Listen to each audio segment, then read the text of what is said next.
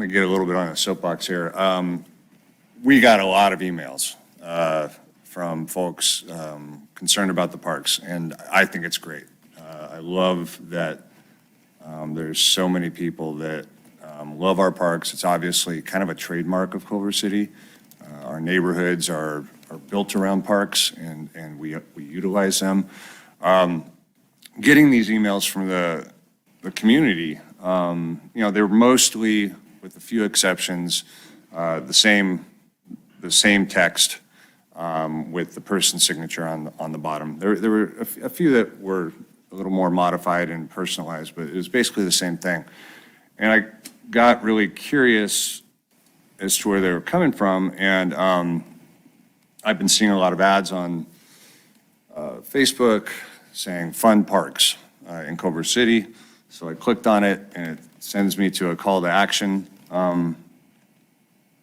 page, and it's very black and white what it says. It says the draft city budget rejects Parks Commission request for dedicated annual playground maintenance budget and additional parks maintenance worker, fixes for ongoing issues at Lindbergh Park Playground, and then there were a bunch of other things listed on there. We need to have a parks master plan done, which we're doing, a bunch of things.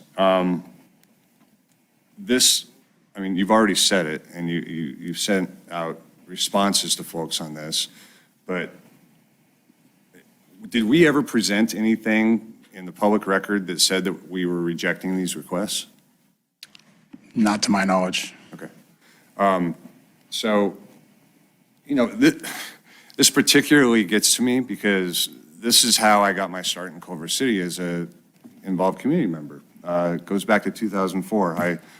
Bill LaPointe was your predecessor then. After that, it was Patrick Reynolds. After that, it was Corey Lakin. After that, Armando Abrego. I've known Armando since 2004 because I worked with him back then as a staff member.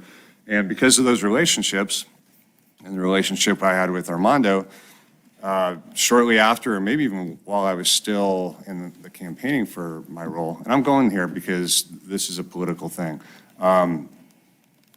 I asked to meet with Armando, and I asked him what his needs were, and he said he'd really like to have a parks master plan. I said, you put it on there, I'm voting for it.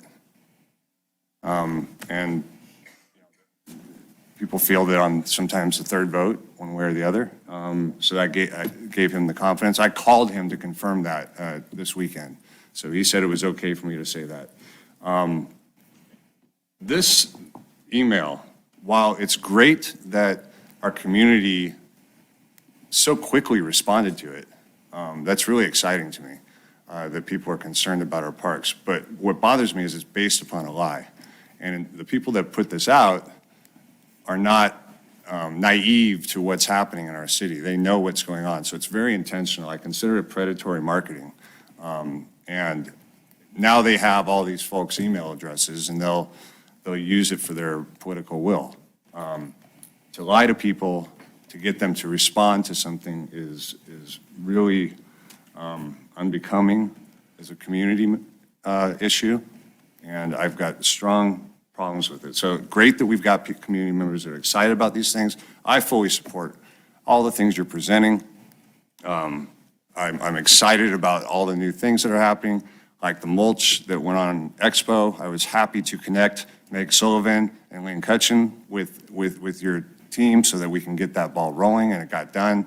I enjoy having regular conversations with you, Ted, and your staff, and I think that we're going to have a park system that we're going to be really, really proud of, not just for having them in spaces, locations that are easily accessible, but that are, what this community deserves. And it's because of your leadership, your team's leadership, all the people that work for you, and the energized community that we have around us. So thank you for all that. That's all I got. I'm fully supportive of this. I'll vote yes on it. Thank you.